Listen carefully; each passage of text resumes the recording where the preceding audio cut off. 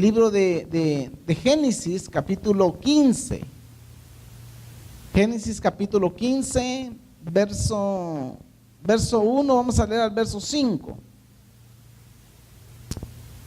Después de estas cosas, vino la palabra de Jehová a Abraham en visión, diciendo: no temas, Abraham, yo soy tu escudo y tu galardón será sobremanera grande.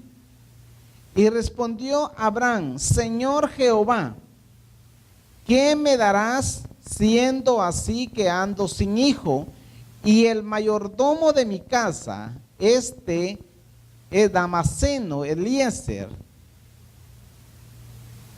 Dijo también Abraham: mira que no me has dado prole, y he aquí que será mi heredero un esclavo nacido en mi casa.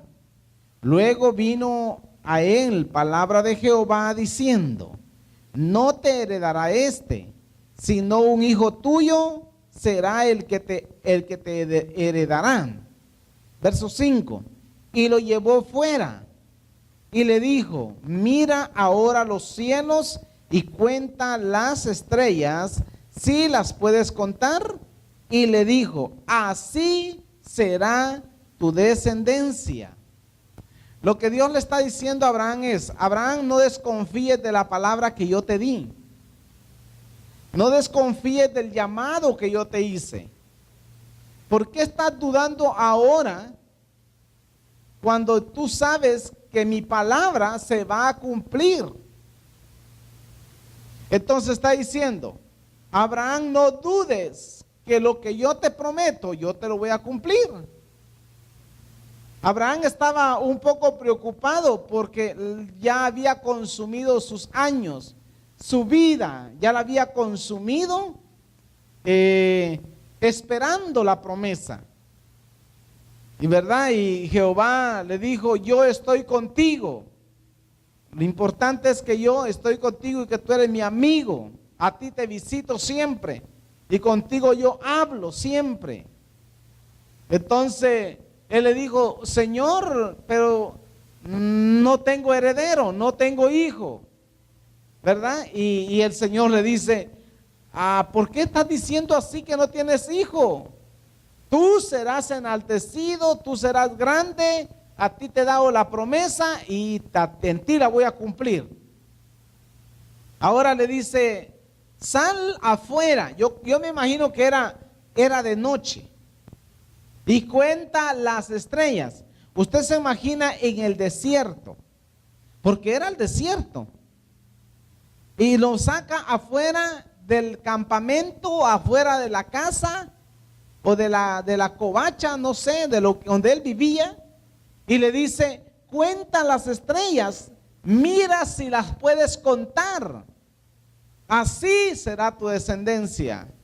Así será tu descendencia, como las estrellas del cielo o como la arena del mar. Así va a ser tu descendencia. Abraham le creyó a Dios. La pregunta es: ¿le cree usted a Dios?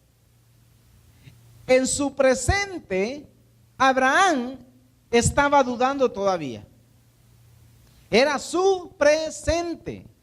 Él tenía razón o razones por qué dudar, porque ya era un hombre ya casi de 100 años. Sara era estéril, y que Dios venga y le diga: te voy a hacer padre de naciones, muchedumbre de gentes, te voy a dar a ti la bendición de que serás enaltecido, ¿verdad? Y que Dios le diga: como las estrellas del cielo o como la arena del mar, así va a ser tu descendencia. Era una promesa grande. ¿Usted sabe cómo es de difícil contar las estrellas? Imagínese en el tiempo de Abraham, cuando era el tiempo del cielo bien despejado, y aquel millares de millares o millones de estrellas, y Abraham contando las estrellas una por una. Cuando él llegaba a unas, yo me imagino unas 500, se perdía la cuenta y volvía a regresar queriendo contar las estrellas, porque Dios lo puso a contar las estrellas. Y si agarra la arena del mar, igual se le espuma de la mano la arena. Y dice él, ¿cómo va a ser mi descendencia? Ahora, esa es una promesa grande que Dios le da a Abraham. Y a usted Dios le ha dado promesas, unas pequeñas y unas más grandes. Unas pequeñas, otras más grandes.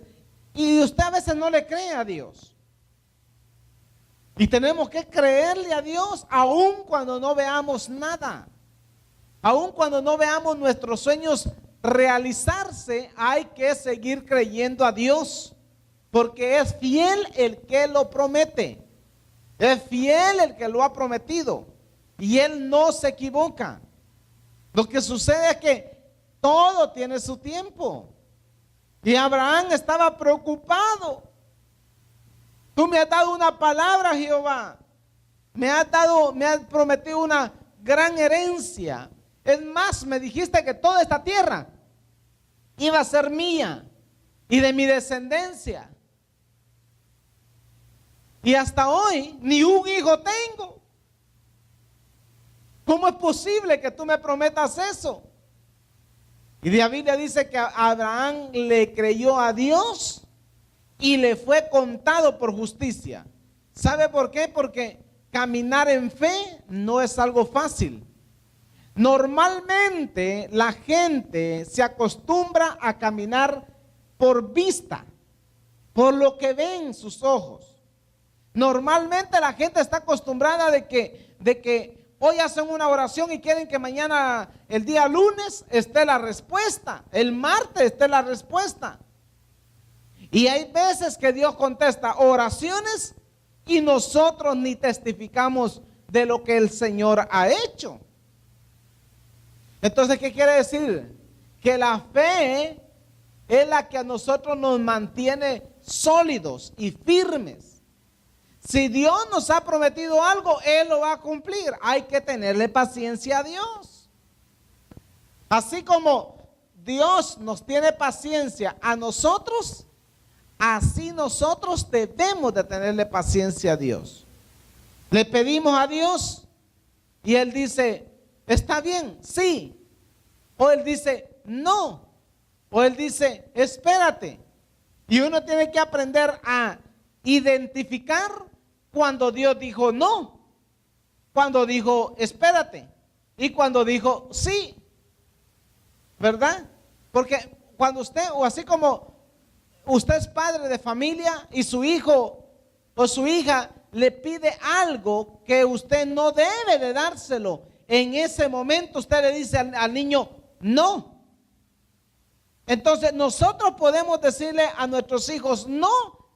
¿Y por qué Dios a nosotros no nos puede decir que no?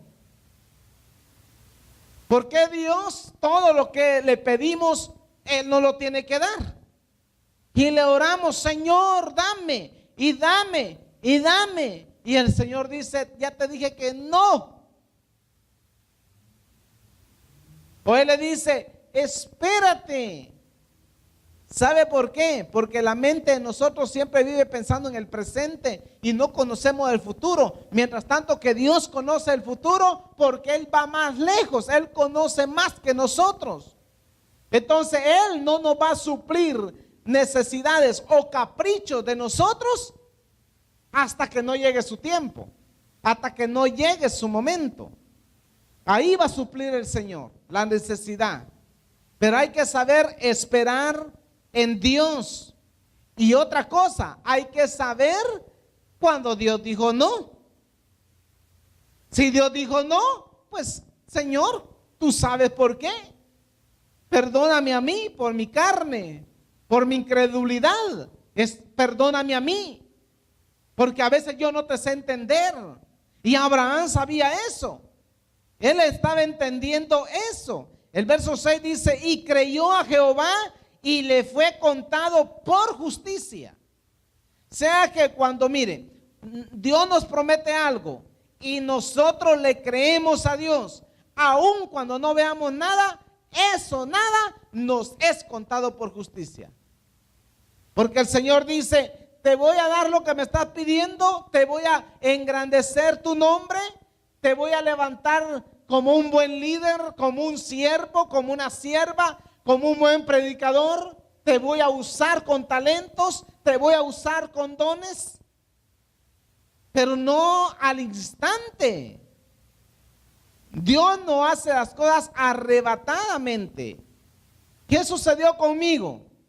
Conmigo pasaron 17 años para que Dios me empezara a usar. Pero antes, cuando yo empecé en el evangelio, no fue así. Yo no podía ni hablar. Yo no podía ni leer la Biblia. Tartamudeaba para hablar en público. Le tenía miedo a hablar en público. Tenía miedo a leer la Biblia. Y entonces, pero cuando entré a las cosas del Señor y Dios limpió mi vida y perdonó mis pecados, entonces entró en mí. Llegó un momento después del bautismo del Espíritu Santo, cuando el Señor me bautizó, llegó el momento en que sentía esa necesidad. Y yo me acuerdo que yo preparaba mis sermones en un sótano de la casa, en la parte baja, donde hay mucha tela de araña y piedras y cosas que la gente siempre guarda. Ahí yo preparé mis primeros sermones aquí en los Estados Unidos. Y muchos a veces me decían que estaba loco porque solito yo estaba metido ahí estudiando la Biblia y preparando mis primeros sermones.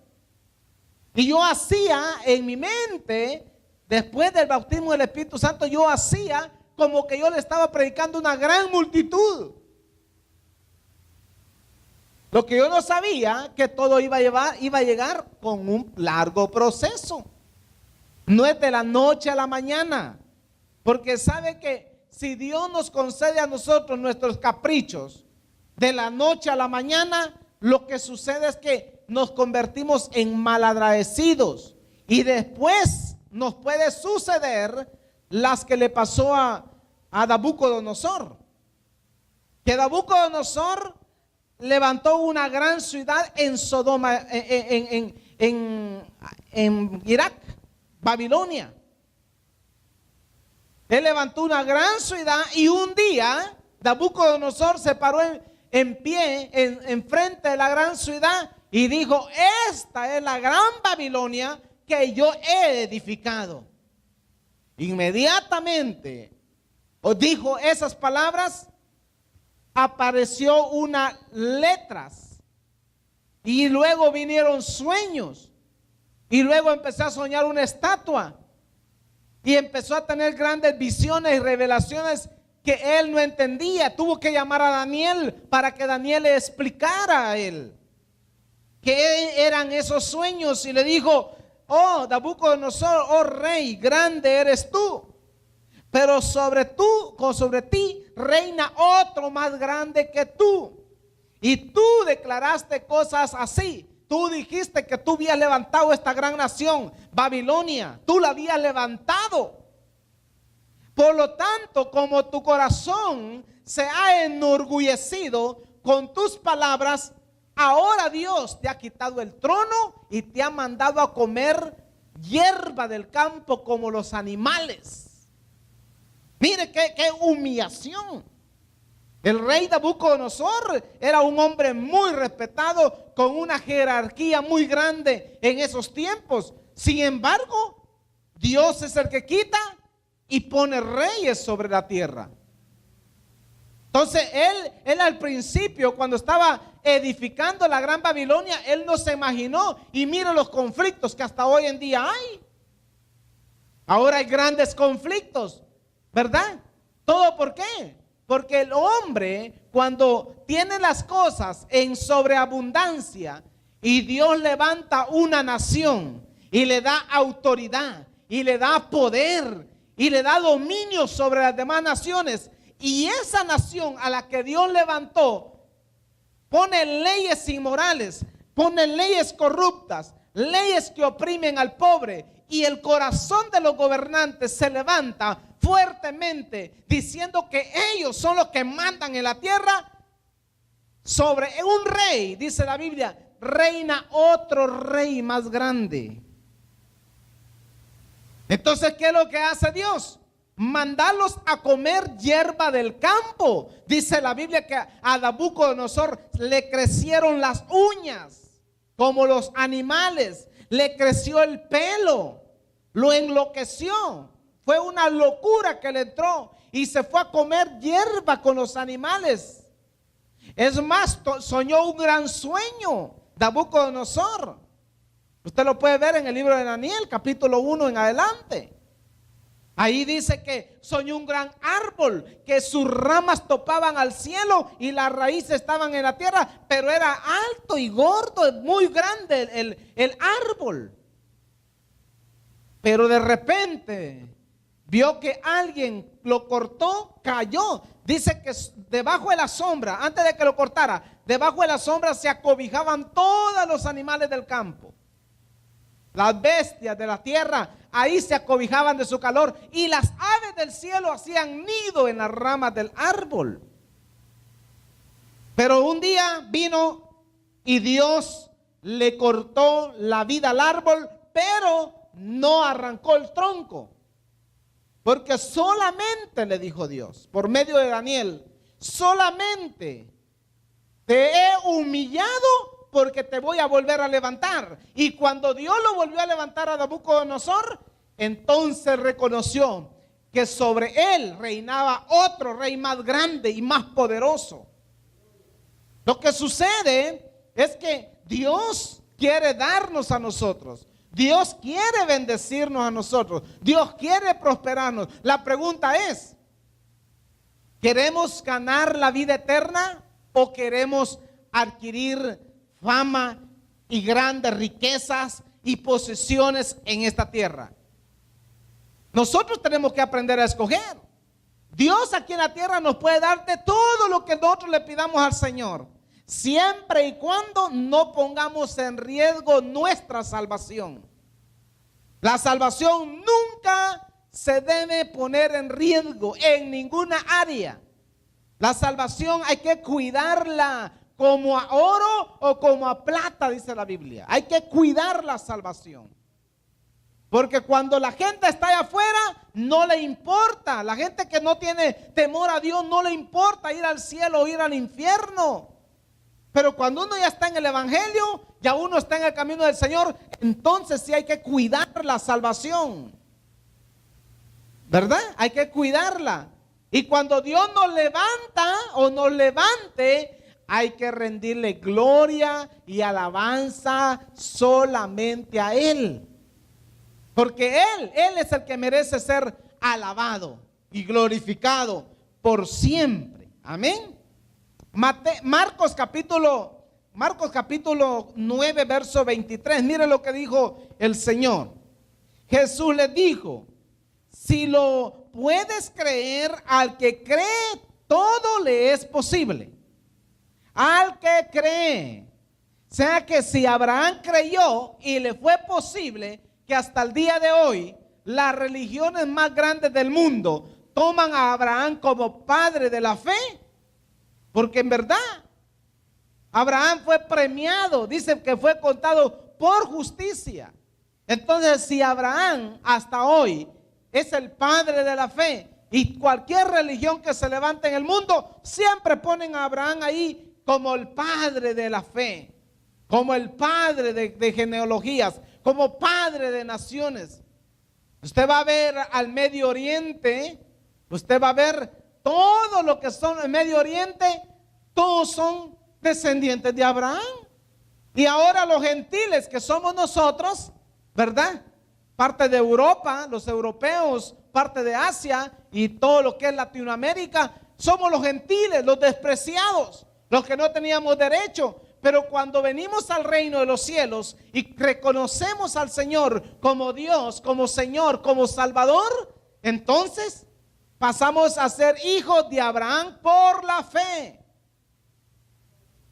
Por la fe pasamos a ser hijos de Abraham y hijos legítimos con doble ciudadanía. La ciudadanía más grande está en el cielo, pero aquí en la tierra también, de algún país usted tiene que ser ciudadano, residente. Pero dijo el Señor, al que cree todo le es posible. Lo que sucede es que hay que creer, hay que creerle a la palabra, nunca dudar.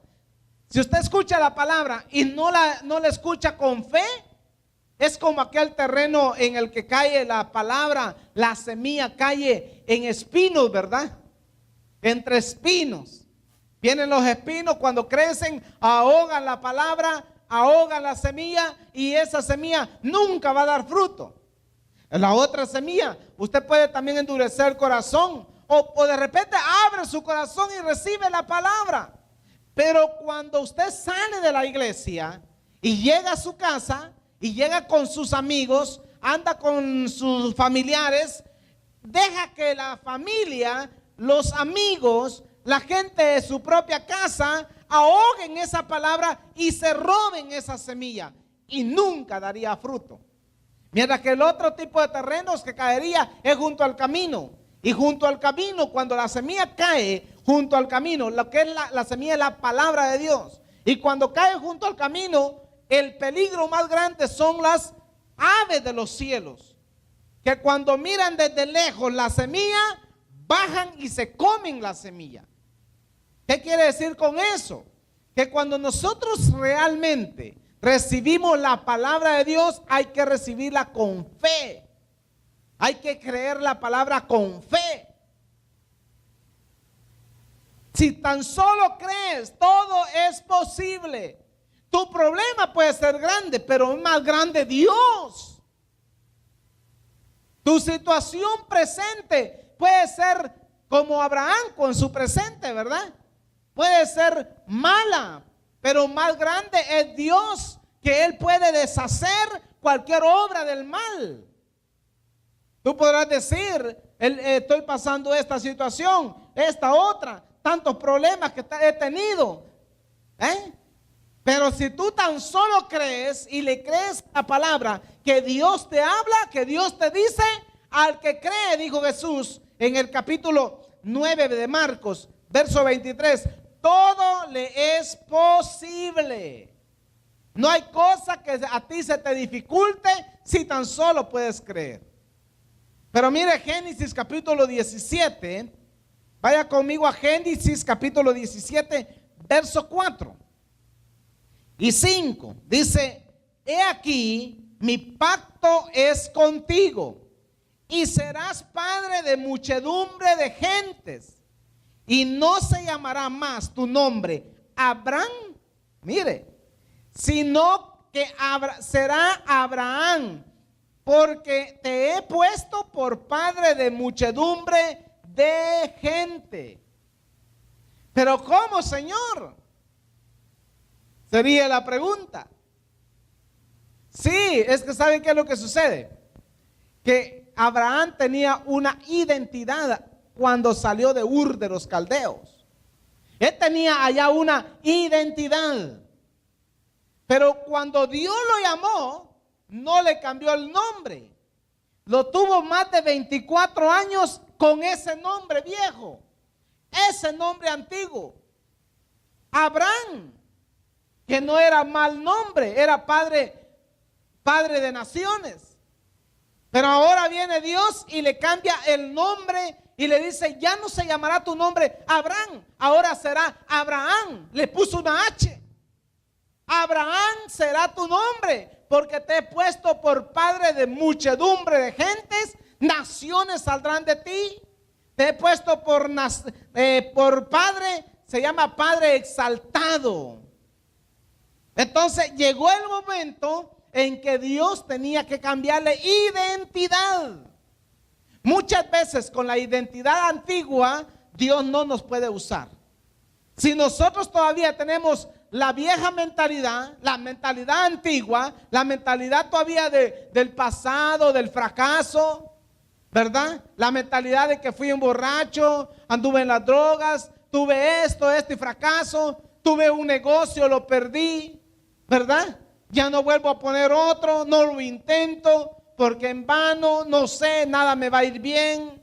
Es verdad, Dios me prometió, Dios me dijo, pero miren, sigo en este desierto, no hay nada, no hay agua, no hay comida, no hay lo que hacer. ¿Verdad? Esa es una identidad antigua. Pero cuando tú y yo le creemos a Dios por la fe y creemos que todo es posible para el que cree y decimos, Señor, yo te voy a creer aunque no vea nada. Como decía Habacuc, ¿verdad? Aunque no hayan vacas en los corrales, aunque la higuera no dé fruto, aunque en los olivos no haya mantenimiento, aunque no hayan frutas, aunque no hayan uvas, aunque el terreno esté seco, aunque la gente no quiera, aunque tenga problemas, aunque tenga dificultades, yo te voy a creer, Señor, voy a creer a lo que dice tu palabra. Entonces las cosas cambian. Ahí cambian las cosas. Pero muchas personas, lamentablemente, cuando la situación les va mal, es cuando se apartan de Dios. Y otras que cuando ya las cosas le van bien, se apartan del Señor. Porque muchas veces con Dios nos hemos vuelto hijos, pero interesados. Solamente cuando me des, Señor, yo te creo cuando tú me des, cuando yo reciba, cuando tú me prometes algo, yo lo recibo, entonces te creo. Y el Señor no trabaja así. El Señor trabaja con tu corazón. Él trabaja con el corazón. Por eso es que Él hace un cambio, un trasplante de corazón. Cuando el corazón ha sido trasplantado, a ti no te da problema ni rencilla, ni dolor, ni tristeza, ni lamentas diezmar y ofrendar. Tú lo haces con alegría. Tú lo haces con fe. Ofrendas con alegría. Diezmas con alegría. Das una dádiva con alegría. Es más, das tus primicias con alegría. Y a ti no te duele porque sabes que lo haces con fe. No lo haces para recibir del Señor algo a cambio. Sí, aunque el Señor te va a premiar. A mí el Señor me ha premiado. A mí el Señor me ha bendecido. Pero mi fe ha sido probada. Ustedes no saben las adversidades que yo he pasado, los problemas que yo he pasado. Yo no mucho me gusta contar porque a veces las cosas negativas ya quedaron en el pasado. Es más, ya no me acuerdo de ellas.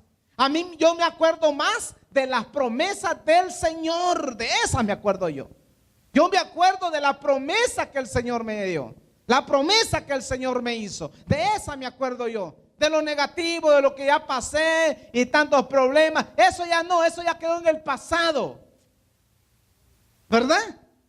Hubo un jugador que estaba jugando béisbol o voleibol, no sé cómo juegan una pelotita así redonda. Y de repente ese jugador, hubo un día que de tantos triunfos y coronas y medallas y trofeos que ganaba, nunca perdía. Pero un día cuando tiró la pelota, dice la historia que él falló.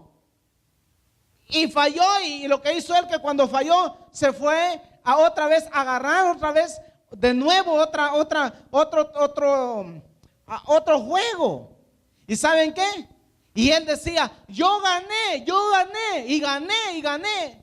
Y cuando preguntaron al entrenador de él, porque él solo decía, yo no perdí esa jugada, yo gané esa jugada, yo gané. Y le preguntaron, pero Señor, nosotros lo vimos perder. Y él dijo, ¿saben qué dijo él? Es que yo no lo recuerdo. Yo no recuerdo las pérdidas, yo solo recuerdo las ganancias. Y muchas veces nosotros los cristianos, incluso los pastores, los evangelistas y maestros, apóstoles, tenemos que recordar los triunfos que hemos tenido en el Señor. Cuando Dios nos ha premiado, cuando Dios nos ha bendecido, no recordar el pasado, el fracaso, la tristeza, la traición. No recordar esas cosas negativas, porque esas cosas negativas no te llevan para nada bueno. No puedes andar contando tu historia negativa a otra gente. Se la vas a llegar a contar a la persona equivocada. ¿Qué te va a decir? ¿Qué crees que te va a decir una persona negativa y tú le cuentas algo negativo? Ay, no, hermanita, ¿qué está haciendo usted? Ay, hermano, pero entonces, ¿qué está haciendo usted? No, no cuentes tus cosas negativas. Lo que pasó, pasó. Recuerda los triunfos y las victorias que el Señor te ha dado. Esas son las que hay que recordar. Hay que recordar que el Señor dijo, ten fe. Porque muchas veces cuando no estamos en el Evangelio, cuando no estamos en las cosas de Dios, no tenemos fe. Y cuando venimos, recibimos una recarga de fe. Y cuando recibimos esa fe, nos llenamos de valor, nos llenamos de Dios, aprendemos a creerle a Dios, nuestra identidad fue cambiada. Entonces, ¿por qué? Abraham no vivía recordando Ur de los Caldeos, ¿verdad que no? Él no recordaba a Padán Aram. Él no recordaba dónde había muerto su papá. Él no se recordaba de allá, de lo que había pasado. Él solamente miraba la victoria.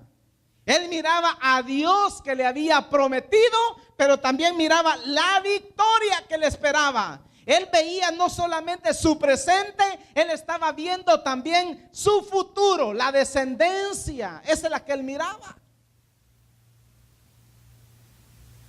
Por eso es que a mucha gente le va mal en la vida, porque no aprenden a renovar su mente, su entendimiento, no lo renuevan y están en Dios y tienen un Dios poderoso que puede solucionar todo problema. Pero como no renuevan su mente, no cambian sus palabras, viven todo el tiempo, ay, si usted supiera todo lo que yo pasé y que yo fui esto, yo fui lo otro, eso ya pasó. No te recuerdes, borra eso de tu mente. Ve tu presente y extiéndete hacia adelante, como decía el apóstol Pablo. Él decía, yo no veo lo que ya pasé, yo veo lo que va por delante. El cristiano siempre tiene que ver hacia adelante las promesas de Dios. Cielo nuevo, tierra nueva, mar de cristal, corona de la vida, árbol de la vida en el cielo, río dulce, el río de Dios. Eso hay que recordar, la paz, las promesas, la gracia, la benignidad, la bondad, la fe. Eso hay que recordar. Señor, tú me lo prometiste, yo lo voy a tener. Señor, tú prometiste que me ibas a dar esto, tú me lo vas a dar. Añádele a tus promesas fe y verás que tu vida va a cambiar. Va a cambiar. Amén. Abraham necesitó esto, Abraham, que le cambiara la identidad. Con la vieja identidad, Abraham no hubiera podido llegar a ser el padre de la fe. Con la vieja identidad, él llegó a ser padre exaltado, padre enaltecido, padre de naciones, cuando le cambiaron la identidad.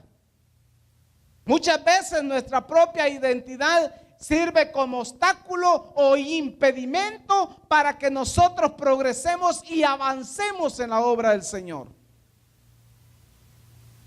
Sí, eso necesitamos. Mira lo que dice Mateo capítulo 24. Yo quiero que usted lo lea. Mateo 24, el verso 11. Yo quiero que usted por un momento mire la fe de Jesús o el anhelo que hay en el Señor. Dice el verso capítulo 24, verso 11. Muchos falsos profetas se levantarán y engañarán a muchos. Eso es profecía. Y por haberse multiplicado la maldad, el amor de muchos se enfriará. A usted no le extrañe de que muchos estén algo medios fríos en la iglesia. Es bíblico. ¿Cuál amor? ¿Cuál amor es el más grande entre todos los amores? El amor a Dios. ¿Y a quién la gente menos ama hoy en día? A Dios. ¿Quién les da de todo? ¿Quién les da recursos? ¿Quién les da bendiciones? ¿Quién les da promesa? Dios. Pero el amor se enfría. La gente misma enfría el amor. Pero a mí no me extraña. A mí no me extraña. porque es bíblico. Dice, mas el que persevere, el verso 13, mas el que persevere hasta el fin, este será salvo. El que persevera hasta el fin. No es cuestión, mira, no es cuestión de empezar la obra. Hay que terminarla. Lo que tú empiezas, tienes que terminarlo. Tal vez te llevará días, horas, meses, no sé, pero tienes que terminar la obra que empezaste. El que persevera, dijo el Señor, hasta el fin, ese será salvo. Hay gente que empiezan y empiezan bien en el evangelio. Hay gente que muy animados entran en la puerta de la iglesia. Hay gente que muy animados empiezan sirviendo al Señor. Pero cuando vienen las pruebas, vienen las dificultades, el enemigo se levanta, entonces empiezan a desmayar. Después ya no se acuerdan ni la hora que empieza el culto, ¿verdad? No se acuerdan. A mí me llama gente que dice, ¿y qué días tiene culto? Hermana, le digo, ¿pero por qué me pregunta eso? Usted ha llegado tantos días a la iglesia y se le ha dicho cuántos días tenemos servicio. Es más, ni me llame. Hay gente que está esperando que yo le llame para recordarle. ¿Qué? No están conectados con la vida verdadera. Y uno tiene que mantenerse conectado. El verdadero creyente conoce cuál es su deber y su responsabilidad. No porque otro lo haga, lo tiene que hacer usted. Mi compromiso de venir a la iglesia y de servir a Dios es mío. Venir a la iglesia, adorar al Señor, exaltar su nombre, darle gracias por el día, gracias por las bendiciones que Él ha dado a mi alma, a mi corazón, gracias por lo que Él ha hecho con mi familia, ¿verdad? ¿Cómo no le voy a dar gracias a Dios? Entonces el agradecido soy yo. Hay que agradecerle al Señor. Pero mire lo que dice el capítulo 28, Mateo. Mateo 28. Mire, 28, 16. Pero los 11 discípulos se fueron a Galilea, al monte donde Jesús les había ordenado. Y cuando le vieron, le adoraron, pero algunos dudaban. Yo quiero que detenerme por ahí. Fíjese bien, observe esto. ¿A quiénes se lo está diciendo el Señor?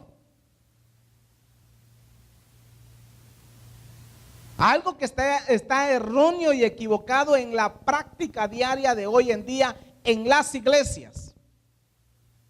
Fíjese bien, se lo está diciendo a los adoradores, a los que se postraron a los pies de Él y lo estaban adorando. A ellos les da el Señor la gran comisión. A los 11. A los 11. Aunque Jesús tenía más discípulos, pero esos no estaban presentes. Los que estaban presentes eran los 11. Y esos 11 estaban adorando al Señor. Y mire lo que dice. Verso 18. Y Jesús se acercó y les habló diciendo: toda potestad me es dada en el cielo y en la tierra. Por tanto, id a hacer discípulos a todas las naciones, bautizándolos en el nombre del Padre y del Hijo y del Espíritu Santo, enseñándoles que guarden todas las cosas que os he mandado. Y he aquí, yo estoy con vosotros todos los días hasta el fin del mundo. Pregunto, ¿cuántos adoradores habemos hoy en día? ¿Cuántos salmistas? ¿Cuántos cantantes? ¿Cuántos músicos? Muchos. A ellos el Señor les da la gran comisión. Ve, haz discípulos. Está bien, hay que adorar al Señor. Muy bien, hay que adorar al Señor, ¿verdad?